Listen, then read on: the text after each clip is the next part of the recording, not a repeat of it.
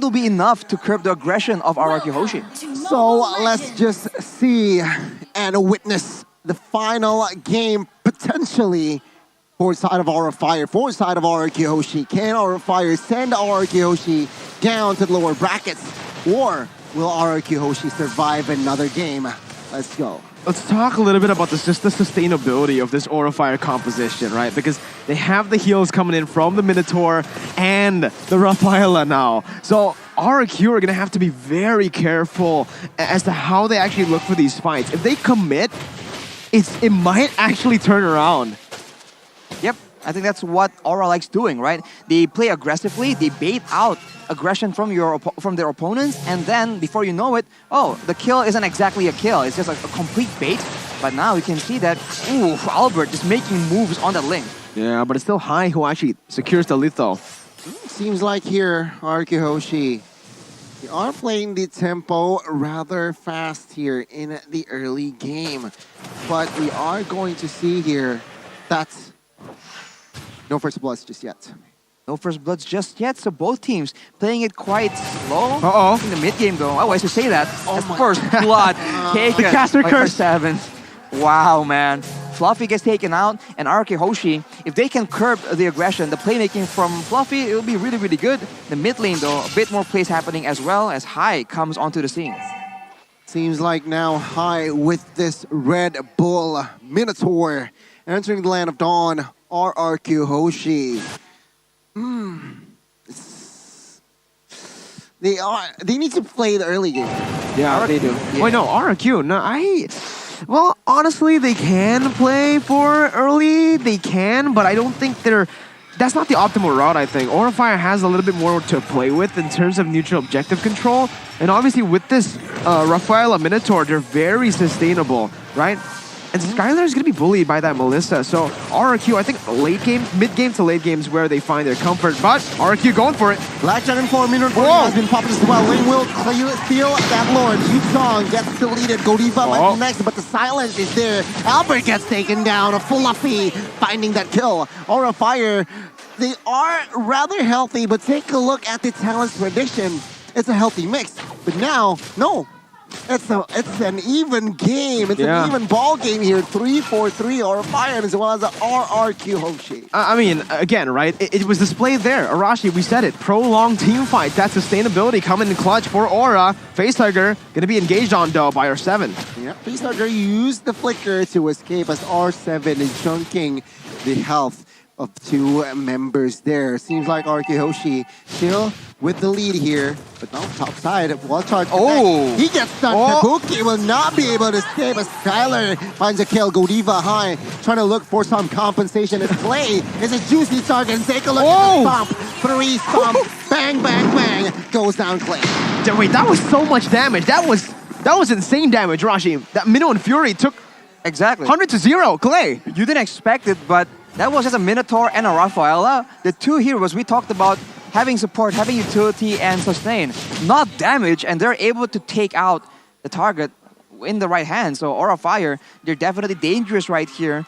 But for RRQ, I think they can actually get a bit of a head, but they have to make sure that they have enough damage. Because early on, they were able to actually survive with the Cult Altar, but the members of Aura Fire, they just were taking too little damage to actually feel threatened. So in the mid-game, after a few items, I feel like RRQ Hoshi can step up the tempo unless they fall behind to the aggression from Aura Fire. 3v2, bot side, RRQ, they do not want business. And it seems like here, RRQ Hoshi, they are somehow holding their ground very, very well. Yeah, it's... for RRQ, I'm really trying to dissect this draft once again, right? They can play towards the late game, but they're going to have to, again, play it around Skylar. The fact is currently Aura have a lot of poke with that Feather Airstrike, and even here, look at that. Oh, we'll pick up the Lord once again.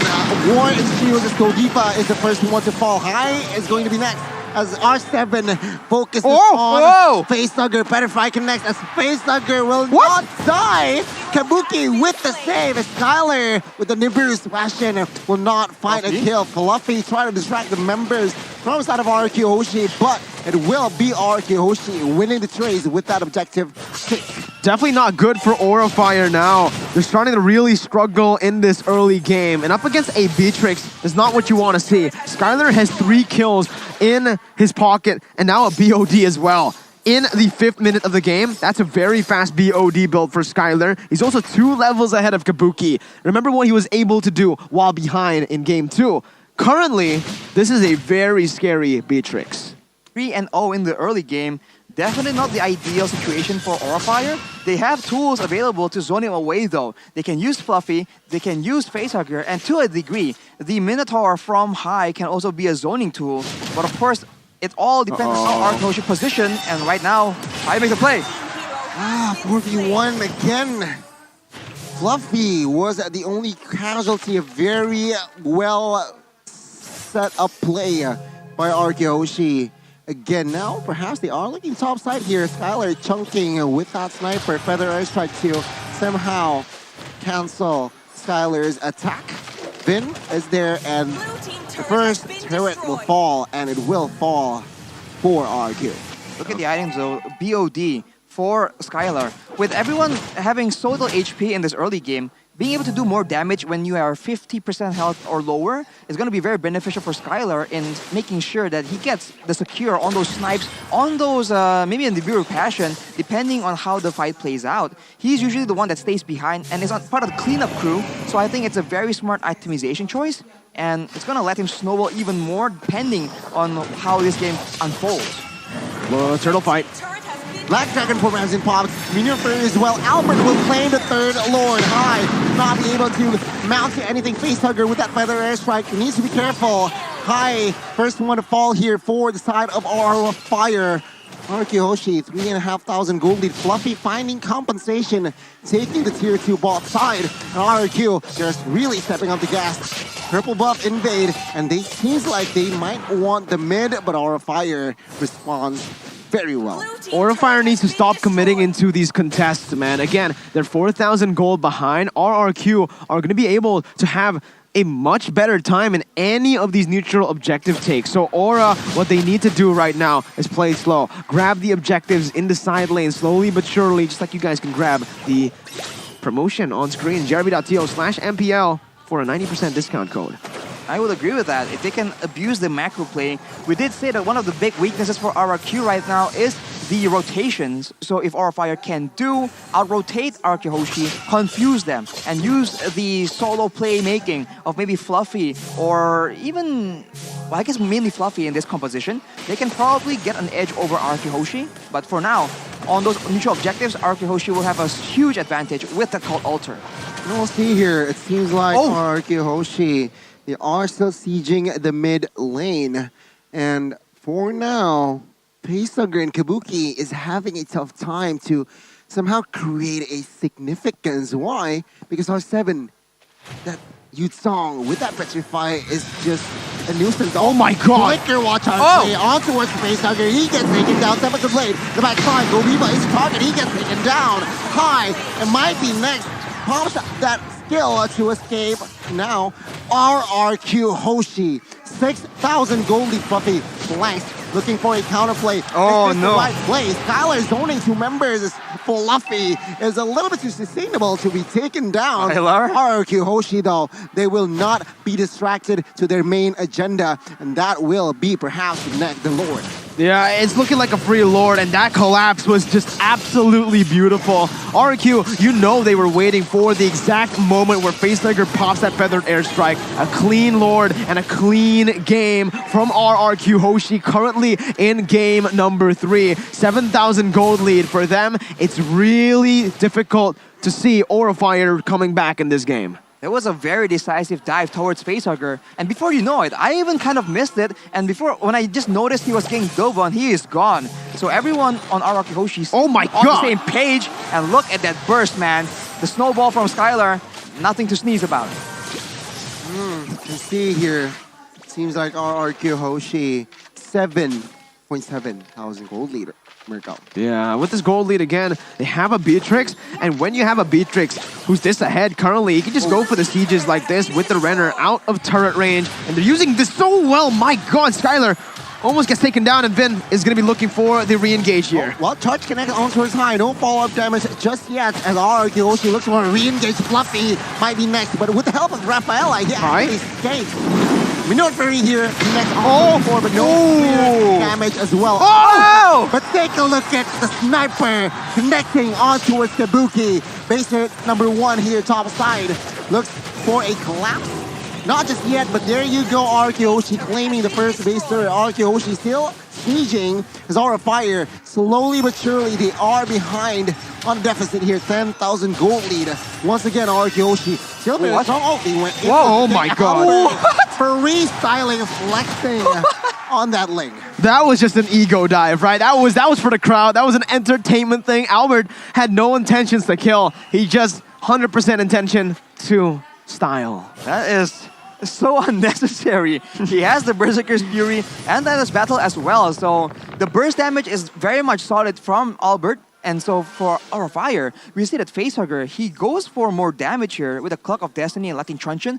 The mana scaling will help him out doing more burst damage, but without any defensive options, it might be too difficult. We did see how easily he got taken out earlier, so that's a bit of a concern. And for Skylar, he has the highest cost as well, so unless there's a big amount of burst damage, he needs to be assassinated, and because he will also sustain any kind of damage right now.